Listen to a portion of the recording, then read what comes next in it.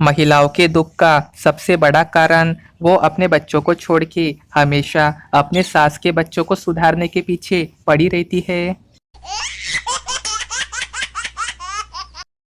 औरतों को सम्मान देने का एक मुख्य कारण ये भी है कि इनके टूटे हुए बाल भी कम से कम 2,000 रुपए किलो में बिकते हैं।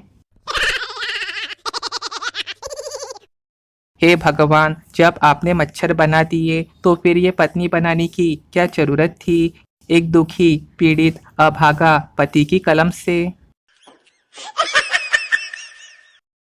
मैसेज करते समय ये हम का मतलब मेरे पास कोई अल्फाज नहीं है। मुझे माफ कर दे, आप मुझे छुट्टी दे दे, टाटा बाय बाय।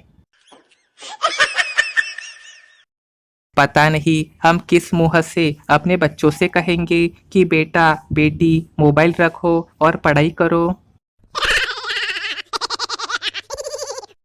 हिंदू हो, सिख हो, मुस्लिम हो या हो ईसाई, सबको पल भर में सीधा करे वो है लुगाई।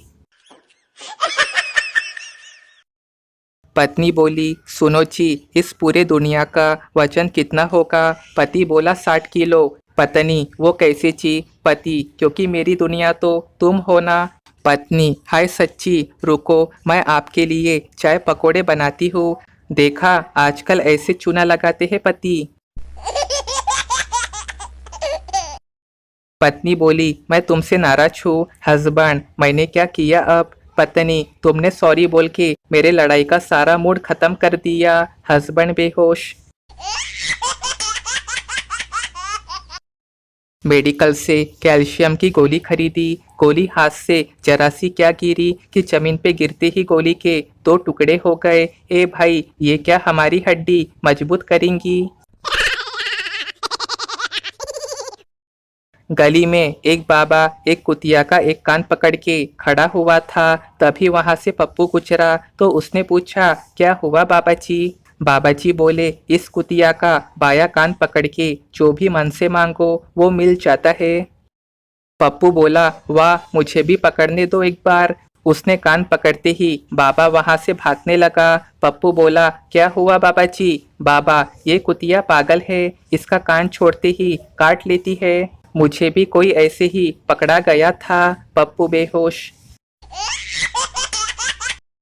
मास्टर ने पूछा, बच्चों बताओ, आदमी अपनी जिंदगी के बारे में कब सोचता है? पीछे के बेंच से एक स्टूडेंट की आवाज आई, सर जब उसका फोन चार्जिंग पे लगा हो तब। मास्टर जी अब बेहोश पड़े हैं।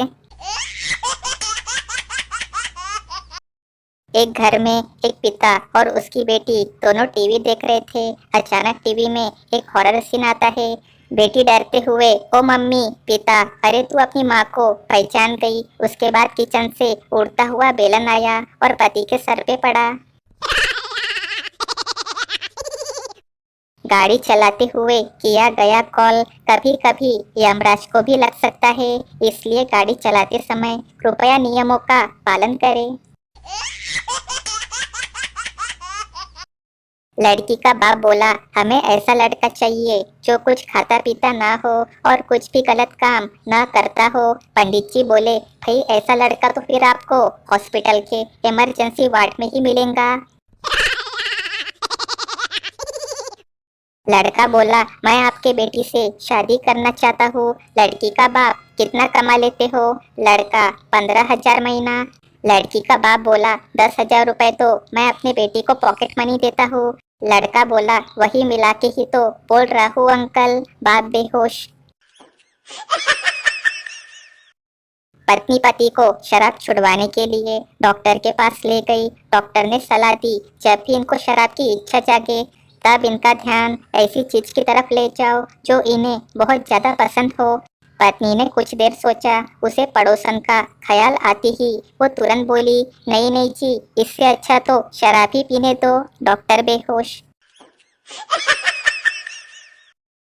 दोस्ती के जहाज में पहला छेद तो उसी समय हो गया था जब मैंने चाय लाने गए दोस्त के कप में मेरे कप से ज्यादा चाय देखी थी।